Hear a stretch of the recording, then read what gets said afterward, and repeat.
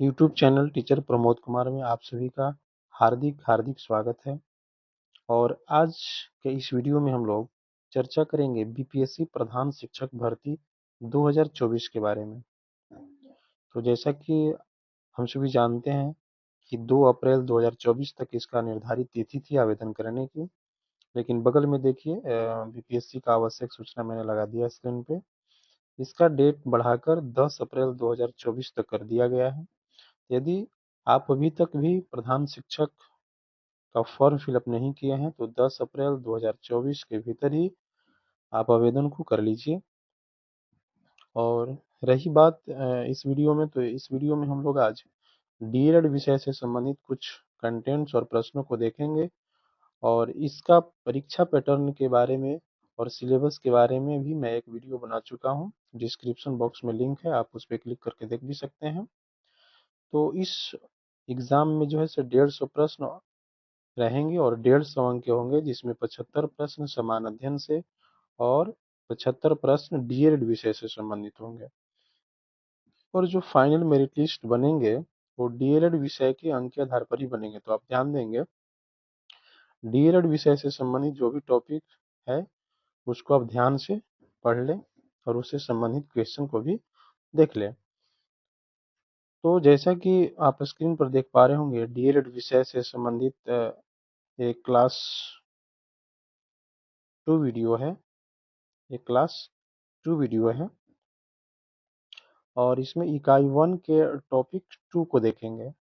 जैसा कि मैंने सिलेबस में बता दिया कि डीएलएड विषय में 8 इकाई आपको देखने को मिलेंगे, जिसमें सभी इकाई में 6 या 7 टॉपिक मिलेंगे। तो अभी इकाई 1 का टॉपिक 1 हो चुका है और ये टॉपिक 2 है, जिसका नाम है बाल अधिकारों का संदर्भ, उपेक्षित वर्गों से आने वाले बच्चों पर विशेष चर्चा के साथ। तो इससे रिलेटेड कंटेंट्स को देखेंगे और इसके बाद इसी वीडियो में लास्ट में कुछ क्वेश्चंस को भी देखेंगे। आप वीडियो में लास्ट तक बने रहेंगे। और यदि आप इस चैनल पर पहली बार होंगे तो चैनल को सब्सक्राइब कर लें, बगल में बेल आइकन है, घंटे का निशान है, आप उस पर प्रेस कर लें और ऑल सेलेक्ट कर लें, ताकि इस चैनल पर जो भी वीडियो अपलोड होगी उसका नोटिफिकेशन आपको तक सबसे पहले मिल सकता है। तो चलिए इस वीडियो में आगे हम लोग बढ़ते हुए कुछ कंटेंट्स को देखते हैं। तो आप स्क्रीन पर देख पा रहे होंगे, जैसा कि मैंने पहले भी बताया कि इस पेपर जो है 2 भाग में रहेंगे और भाग 1 में समान अध्ययन रहेगा और भाग 2 में डीएलएड पाठ्यक्रम रहेगा। तो सामान्य अध्ययन से भी 75 प्रश्न रहेंगे जो 75 अंक के होंगे और डीएलएड पाठ्यक्रम से भी 75 प्रश्न होंगे जो 75 अंक के होंगे, यानी कुल 150 अंक का परीक्षा होगा और समय आपको 2 घंटा यानी 120 मिनट मिलेगा। चलिए, 2 घंटा नहीं, आपको 2.5 घंटा मिलेगा, 2.5 घंटा मिलेगा, यानी 150 मिनट, यानी 150 क्वेश्चन रहेगा और 150 मिनट आपको टाइम दिए जाएंगे। इसके बाद स्क्रीन पर आप देख रहे होंगे और भाग 1 में समान अध्ययन रहेंगे। तो समान अध्ययन यानी जीएस से कौन कौन टॉपिक से प्रश्न आएंगे, तो प्राथमिक गणित एवं मानसिक योग्यता से 25 प्रश्न 25 अंक के होंगे, राष्ट्रीय अंतर्राष्ट्रीय घटनाक्रम से 10 प्रश्न 10 अंक के होंगे, समान विज्ञान से भी 10 प्रश्न जो 10 अंक के होंगे, भारतीय राष्ट्रीय आंदोलन से 10 प्रश्न 10 अंक के, भूगोल से 10 प्रश्न 10 अंक का और भारतीय राजनीति से भी 10 प्रश्न जो 10 अंक के होंगे। इन सभी बातों को भी आप ध्यान देते जाएंगे। इसके बाद जैसा कि मैंने वीडियो में देखा कि भाग 1 में जीएस का प्रश्न रहेंगे 75 और भाग 2 में डीएलएड पाठ्यक्रम से संबंधित रहेंगे और डीएलएड पाठ्यक्रम में भी 75 प्रश्न और 75 नंबर का होगा। और डीएलएड विषय में हम लोग इकाई 1 से लेकर इकाई 8 तक पढ़ेंगे और सभी इकाई में कुछ न कुछ टॉपिक है, 6 या 7 के लमसम में संख्या में टॉपिक है, तो सभी टॉपिक को हम लोग बारी बारी से देखेंगे। तो इकाई 1 में जैसा कि आप देख पा रहे हैं, इकाई 1 बच्चे तथा बचपन, सामाजिक सांस्कृतिक तथा ऐतिहासिक समझ। तो इस टॉपिक को मैंने प्रीवियस वीडियो में देख चुके हैं और यदि आप अभी तक नहीं देखे हैं तो उस वीडियो का लिंक भी डिस्क्रिप्शन बॉक्स में है, आप वहां से क्लिक करके देख लें या फिर प्लेलिस्ट में जाएंगे प्रधान शिक्षक परीक्षा बीपीएससी, तो वहाँ पे इस वीडियो को आप देख पाएंगे। अब सेकंड जो टॉपिक है, बाल अधिकारों का संदर्भ, उपेक्षित वर्गों से आने वाले बच्चों पर विशेष चर्चा के साथ। तो इसी टॉपिक पर आज के इस वीडियो में हम लोग क्वेश्चंस और कंटेंट्स को देखेंगे। और स्क्रीन पर जो आप देख पा रहे हैं इसको भी जानना जरूरी है, यानी मेधा सूची कैसे तैयार होगी। तो लिखित परीक्षा के कुल प्राप्तांक भाग 1 एवं भाग 2 के आधार पर आयोग सफल अभ्यर्थियों की औपबंधिक मेधा सूची तैयार करेगा। यानी भाग ए एवं भाग 2 के आधार पर सफल अभ्यर्थियों का औपबंधिक प्रोविजनल मेरिट लिस्ट तैयार करेगी। इसके बाद लिखित परीक्षा वस्तुनिष्ठ के कुल प्राप्तांक समान होने की स्थिति में डीएलएड विषय भाग 2 के प्राप्तांक के अनुसार मेधा क्रम निर्धारित होगा। यानी किसी भी दो शिक्षक साथी का अंक अगर समान हो जाती है तो फिर उन दोनों में से भाग 2 के प्राप्तांक को देखा जाएगा और उसमें जिनका ज्यादा होगा वो मेधा क्रम में आगे रहेंगे। डीएलएड भाग 2 विषय में भी प्राप्तांक समान होने की स्थिति में उम्र तथा उम्र में समानता होने पर देवनागरी लिपि में वर्णमाला के अनुसार नाम वाले उम्मीदवारों की वरीयता दी जाएगी। यानी दो शिक्षक साथियों का यदि नंबर समान होता है तो फिर डीएलएड विषय से संबंधित प्रश्न को देखा जाएगा कि किसका सही ज्यादा है। अगर वो भी समान मिलेगी तो उन दोनों शिक्षक साथियों का उम्र और उम्र भी अगर सेम होगा यानी डेट ऑफ बर्थ भी सेम होगा तो उनके वर्णमाला के अनुसार नाम वाला जो फर्स्ट रहेगा, जैसे कमल किन्हीं का नाम है तो क, और किन्हीं का नाम है, किसी का नाम है मोहन तो क पहले आएगा, तो यानी कमल का मेघा क्रम में आगे रहेगा और मोहन बाद में आ रहा है, वो बाद में चले जाएंगे। तो चलिए हम लोग कंटेंट्स पर ध्यान देते हैं और स्क्रीन पर जैसा कि आप देख पा रहे होंगे इकाई 1 का टॉपिक 2, इकाई 1 का टॉपिक 2 जिसका नाम है बाल अधिकारों का संदर्भ, उपेक्षित वर्गों से आने वाले बच्चों पर विशेष चर्चा के साथ। तो इससे रिलेटेड हम लोग कंटेंट्स को देखते हैं। तो सबसे पहले जो वर्ड आ रहा है वो उपेक्षित वर्ग आ रहा है, उपेक्षित वर्ग वर्ड आ रहा है। तो उपेक्षित समूह के अंतर्गत वे लोग आते हैं जिनकी प्रत्याभूत अधिकारों तक स्वतंत्रता पूर्वक पहुंच सुनिश्चित नहीं होती है। अब इसमें एक वर्ड आ रहा है प्रत्याभूत अधिकार। तो प्रत्याभूत अधिकार के बारे में जान लीजिए कि प्रत्याभूति या गारंटी एक कानूनी शब्द है जो वारंटी तथा जमानत यानी सिक्योरिटी से अधिक महत्वपूर्ण व विस्तृत आधार वाला होता है। किसी लेन देन में प्रत्याभूति के माध्यम द्वारा एक व्यक्ति या पार्टी दूसरे व्यक्ति या पार्टी को एक प्रकार का विश्वास दिलवाता है कि माल या सेवा की गुणवत्ता अच्छी और टिकाऊ रहेगी। तो आप बिल्कुल ही समझ पाए होंगे प्रत्याभूत अधिकार के बारे में। और जैसे में अनुसूचित जाति, अनुसूचित जनजाति, विमुक्त जाति, वन भूमि के पट्टाधारी परिवार और 40% से अधिक निःशक्तता वाले यानी CWSN वाले बच्चों एवं कमजोर वर्ग में गरीबी रेखा के नीचे के परिवार शामिल हैं जो उपेक्षित वर्ग के अंतर्गत आते हैं। इसके बाद स्क्रीन पर आप देख पा रहे होंगे कि भारतीय संविधान के अनुच्छेद 21A एवं अनुच्छेद 45 बच्चों के लिए प्रदान किए गए हैं। यानी भारतीय संविधान के अनुच्छेद 21A एवं अनुच्छेद 45 जो है बच्चों के लिए प्रदान किया गया है और अनुच्छेद 21A संविधान के 86वें संशोधन में 2002 के द्वारा 21 से जोड़ा गया, जिसके तहत 6 से 14 वर्ष के बच्चों को निःशुल्क और अनिवार्य शिक्षा प्रदान किया गया है। इस बात को ध्यान में रखेंगे। भारतीय संविधान के अनुच्छेद 21A में जो है 6 से 14 वर्ष के बच्चों को निःशुल्क और अनिवार्य शिक्षा प्रदान किया गया है। इसके बाद नेक्स्ट लाइन देख रहे होंगे शिक्षा का अधिकार आरटी जो है 4 अगस्त 2009 को पारित हुआ और 1 अप्रैल 2010 से लागू हुआ। इसके बाद अनुच्छेद 45 में 6 वर्षों से कम आयु के बालकों के लिए प्रारंभिक देखभाल और शिक्षा की व्यवस्था की गई है। इसके बाद स्क्रीन पर देख पा रहे होंगे कि बाल श्रम निषेध एवं नियमन कानून 1986 जो है 14 वर्ष तक बचपन की श्रेणी को मानता है। यानी बाल श्रम निषेध एवं नियमन कानून 1986 जो है वो मानता है 14 वर्ष तक बचपन की श्रेणी को मानता है। यानी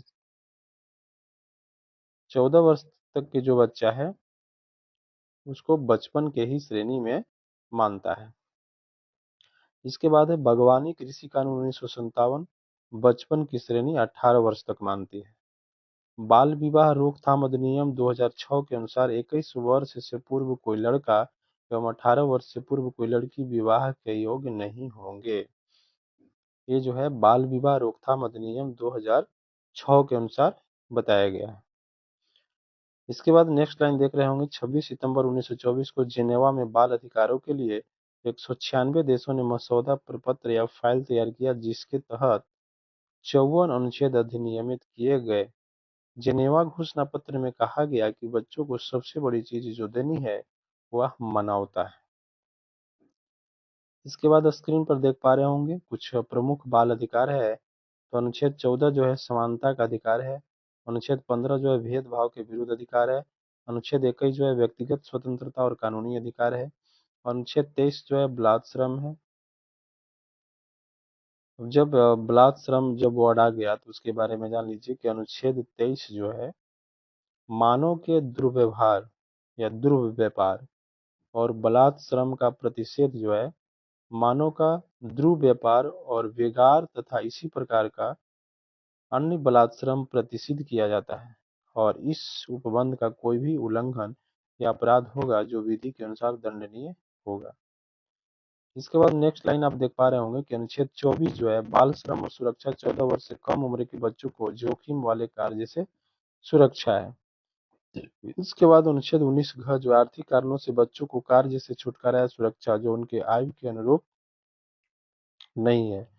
इसके बाद अनुच्छेद 39 च में देख पा रहे होंगे कि बालक को स्वस्थ और गरिमामय माहौल में विकास के अवसर पैदा करना तथा शोषण से बचाना है। इसके बाद अनुच्छेद 46 देख पा रहे होंगे काम की मनोचित दशा और न्यूनतम मजदूरी। स्क्रीन पे प्रमुख बाल अधिकार में 9 नंबर आप देख पा रहे होंगे कि बाल विवाह निषेध अधिनियम 2006 जो है जो 1 नवंबर 2007 से लागू हुआ। इसके बाद 10 नंबर जो प्रमुख बाल अधिकार है बाल श्रम अधिनियम 2016। इसके अंतर्गत जो है 14 वर्ष से कम उम्र के बच्चों को काम से सुरक्षा दिलवाता है, और इसके लिए जुर्माने की राशि है 20,000 से 50,000 और 6 माह से 3 साल का सजा का प्रावधान किया गया है बाल श्रम अधिनियम 2016 के अंतर्गत।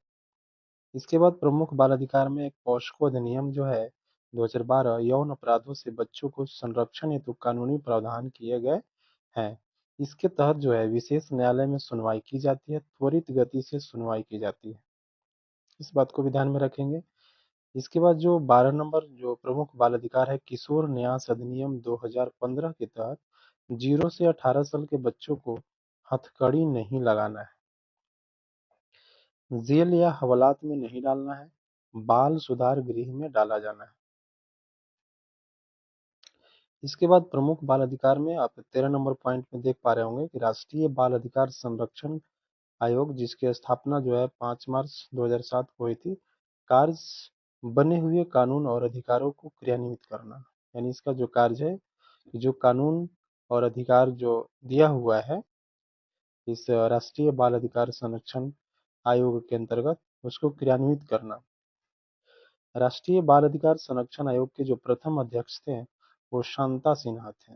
इस बात को ध्यान में रखेंगे। इसके बाद राष्ट्रीय बाल अधिकार संरक्षण आयोग के वर्तमान अध्यक्ष जो हैं प्रियांक कानूनगो हैं।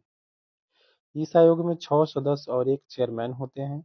शिक्षा का अधिकार के तहत 25% सीटों पर गरीब और पिछड़े बच्चों का नामांकन सभी निजी विद्यालयों में किए जाएंगे, जिसका खर्च सरकार वहन करेगी।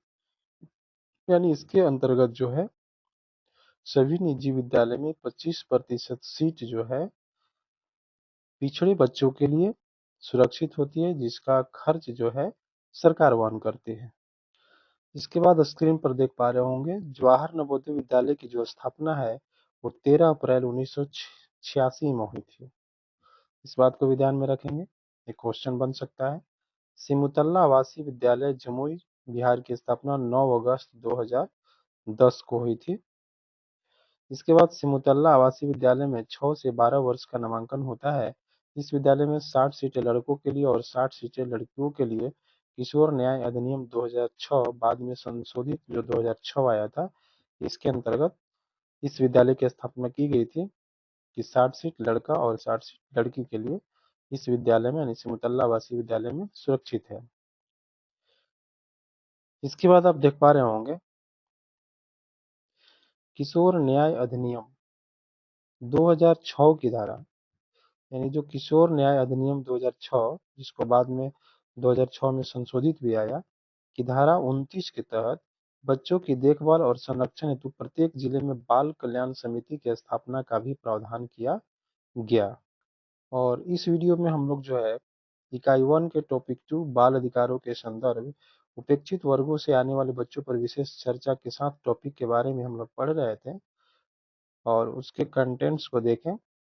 अब यहाँ से हम कुछ बहुविकल्पीय प्रश्नों को देखेंगे इसी टॉपिक के आधार पे। तो आप सबसे पहले यहाँ पर देख पा रहे होंगे स्क्रीन पे, और स्क्रीन पर आप फर्स्ट क्वेश्चन देख पा रहे होंगे, बाल उपेक्षा के प्रमुख कारण क्या है। तो इस क्वेश्चन का जो सही एवं सटीक आंसर होगा वह होगा ई ऑप्शन, उपयुक्त में से एक से अधिक। घरेलू हिंसा, यानी घर में लड़ाई झगड़ा होगा तो उस वक्त भी बाल उपेक्षा की जाती है, बच्चों पर ध्यान नहीं दिया जाता है। बेरोजगारी भी बाल उपेक्षा का प्रमुख कारण है, गरीबी भी है, माता पिता की मानसिक स्वास्थ्य समस्याएं। मिला जुला कर सभी ऑप्शन जो है बाल उपेक्षा का प्रमुख कारण है। तो उपयुक्त में से एक से अधिक जो है इस क्वेश्चन का सटीक एवं सही आंसर होगा, यानी ई ऑप्शन। इसके बाद स्क्रीन पर देख पा रहे होंगे क्वेश्चन नंबर सेकंड है कि निम्न में से कौन उपेक्षित वर्गों की बच्चों की श्रेणी में आते हैं। तो उपेक्षित वर्गों की श्रेणी में जो भीख मांगने वाले बच्चे भी आते हैं, भाग कर लाए गए बच्चे भी होते हैं, अनाथ बच्चे भी होते हैं और विकलांग भी बच्चे होते हैं। इस क्वेश्चन का भी सटीक आंसर जो उपयुक्त में से एक से अधिक, यानी ई ऑप्शन जो है, ई ऑप्शन इस क्वेश्चन का सही आंसर हो जाएगा। स्क्रीन पे क्वेश्चन नंबर 3 देख पा रहे होंगे। क्वेश्चन नंबर 3, संविधान अपने किस अनुच्छेद के द्वारा 14 वर्ष से कम उम्र के बच्चों को जोखिम वाले कार्य करने से सुरक्षा प्रदान करता है। इस क्वेश्चन का जो सही और सटीक आंसर होगा वो बी ऑप्शन हो जाएगा, अनुच्छेद 24। स्क्रीन पर आप क्वेश्चन नंबर 4 देख पा रहे होंगे, राष्ट्रीय बाल अधिकार संरक्षण आयोग की स्थापना कब हुई। तो इस क्वेश्चन का जो सही एवं सटीक आंसर होगा वो होगा 5 मार्च 2007। यदि आपके मोबाइल स्क्रीन पे क्वेश्चन साफ साफ नजर नहीं आ रहा होगा तो आपके मोबाइल स्क्रीन पर जहाँ पे आप वीडियो देख रहे हैं दाहिने तरफ सेटिंग का ऑप्शन होगा, वहां से अपने वीडियो क्वालिटी को बढ़ा सकते हैं। इसके बाद क्वेश्चन नंबर 5 आप स्क्रीन पर देख पा रहे होंगे, शिक्षा का अधिकार किस अनुच्छेद में वर्णित है। तो इस क्वेश्चन का जो सही एवं सटीक आंसर होगा वो डी ऑप्शन हो जाएगा, अनुच्छेद 21A। स्क्रीन पे क्वेश्चन नंबर 6 देख पा रहे होंगे, 6 वर्ष से कम आयु वर्ग के बच्चों के लिए प्रारंभिक बाल्यावस्था देखरेख और शिक्षा का उपबंध किस अनुच्छेद में वर्णित है। तो इस क्वेश्चन का जो सही एवं सटीक आंसर होगा वो अनुच्छेद 45 होगा, यानी डी ऑप्शन जो है इस क्वेश्चन का सही आंसर हो जाएगा। स्क्रीन पे क्वेश्चन नंबर 7 देख पा रहे होंगे, बाल श्रम निषेध एवं नियमन कानून कब बना। इस क्वेश्चन का जो सही एवं सटीक आंसर होगा वो डी ऑप्शन हो जाएगा, 1968। स्क्रीन पे क्वेश्चन नंबर 8 देख पा रहे होंगे, क्वेश्चन नंबर 8, बाल श्रम निषेध एवं नियमन कानून के अंतर्गत कितने उम्र तक के व्यक्ति को बच्चों की श्रेणी में रखा गया है। तो इस क्वेश्चन का जो सही एवं सटीक आंसर होगा वो सी ऑप्शन हो जाएगा, 14 वर्ष। और इसी पेज पे क्वेश्चन नंबर 9 भी है कि बागवानी कृषि श्रम कानून कब अस्तित्व में आया। तो इस क्वेश्चन का जो सही एवं सटीक आंसर होगा वो डी ऑप्शन हो जाएगा, 1957। स्क्रीन पे क्वेश्चन नंबर 10 देख पा रहे होंगे, आरटी शिक्षा का अधिकार अधिनियम 2009 जो है कब लागू हुआ। तो इस क्वेश्चन का जो सही एवं सटीक आंसर होगा वो बी ऑप्शन हो जाएगा, 1 अप्रैल 2010। इसके बाद स्क्रीन पर ही क्वेश्चन नंबर 11 देख पा रहे होंगे कि पॉस्को अधिनियम जो है कब बना। तो पॉक्सो अधिनियम जो है वो आपको 2012 में बना। इसके बाद स्क्रीन पे क्वेश्चन नंबर 12 देख पा रहे होंगे, पॉक्सो अधिनियम बच्चों को किस मामले में सुरक्षा प्रदान करता है। तो इस क्वेश्चन का जो सही एवं सटीक आंसर होगा वो डी ऑप्शन होगा, यौन अपराधों से बच्चों को संरक्षण। और स्क्रीन पे क्वेश्चन नंबर 13 देख पा रहे होंगे, आर्थिक जरूरतों की वजह से जबरन ऐसे कामों में भेजना जो बच्चों की आयु या क्षमता के उपयुक्त नहीं है, से सुरक्षा संविधान का कौन सा अनुच्छेद प्रदान करता है। तो इस क्वेश्चन का जो सही एवं सटीक आंसर होगा वो ए ऑप्शन ही हो जाएगा, अनुच्छेद 39 ग। जैसा कि आप कंटेंट्स में इससे पहले इसी वीडियो में आपने देखा होगा। स्क्रीन पे क्वेश्चन नंबर 14 देख पा रहे होंगे, बाल अधिकार दिवस कब मनाया जाता है। इस क्वेश्चन का जो सही एवं सटीक आंसर होगा ये ए ऑप्शन हो जाएगा 20 नवंबर। स्क्रीन पे क्वेश्चन नंबर 15 देख पा रहे होंगे, बाल अधिकार सम्मेलन 1989 की परिभाषा के अनुसार कितने उम्र के नीचे के व्यक्ति को बच्चा कहा गया। तो इस क्वेश्चन का जो सही एवं सटीक आंसर होगा वो डी ऑप्शन हो जाएगा 18 वर्ष। इसके बाद क्वेश्चन नंबर 16 देख पा रहे होंगे, किस अनुच्छेद के तहत पंचायतों के माध्यम से बाल देखभाल की बात कही गई है। तो इस क्वेश्चन का जो सही एवं सटीक आंसर होगा अनुच्छेद 243 जी होगा। स्क्रीन पे क्वेश्चन नंबर 17 देख पा रहे होंगे, यूनिसेफ के मुताबिक दुनिया भर के कुल बाल मजदूरों में कितने फीसदी की हिस्सेदारी अकेले भारत की है। इस क्वेश्चन का जो सेम सटीक आंसर होगा वो 12% होगा। इसके बाद इसी स्क्रीन पे क्वेश्चन नंबर 18 देख पा रहे होंगे कि विश्व बाल रक्षा दिवस कब मनाया जाता है। इस क्वेश्चन का जो सही सटीक आंसर होगा वो 1 जून हो जाएगा। स्क्रीन पे क्वेश्चन नंबर 19 देख पा रहे होंगे, बाल विवाह रोकथाम अधिनियम सर्वप्रथम कब बना। तो इस क्वेश्चन का जो सही एवं सटीक आंसर होगा वो 1929 होगा, यानी ये ऑप्शन जो है इस क्वेश्चन का सही आंसर हो जाएगा। इसके बाद इसी स्क्रीन पे क्वेश्चन नंबर 20 देख पा रहे होंगे, बाल न्याय संरक्षण एवं सुरक्षा अधिनियम कब पारित हुआ। इस क्वेश्चन का जो सही एवं सटीक आंसर होगा ए ऑप्शन यानी 2000। इसके बाद स्क्रीन पर देख पा रहे होंगे ये आंसर सीट है, जो भी आप क्वेश्चन नंबर 1 से 20 देखे उन सभी का आंसर है। तो आप यहाँ से स्क्रीनशॉट भी ले सकते हैं। तो इस वीडियो में बस इतना ही कंटेंट्स और क्वेश्चन थे। तो जैसा कि आप सभी ने इस वीडियो में बीपीएससी प्रधान भर्ती परीक्षा 2024 से रिलेटेड डीएलएड विषय की इकाई 1 के टॉपिक 2 को देख रहे थे, और ये डीएलएड विषय का क्लास 2 वीडियो था, क्लास 2 वीडियो। तो आप सभी वीडियो को देखने के लिए यदि आप चैनल सब्सक्राइब नहीं किए होंगे तो सब्सक्राइब कर लेंगे और बेल आइकन को प्रेस कर लेंगे, और इस वीडियो को लाइक भी कर देंगे और अपने दोस्तों के साथ शेयर भी कर देंगे, और आराम से बीपीएससी प्रधान शिक्षक भर्ती 2024 में आयोजित होने वाली है, उसकी संपूर्ण तैयारी करने के लिए आप इस चैनल से जुड़े रहें। धन्यवाद। आप सभी को बहुत बहुत धन्यवाद।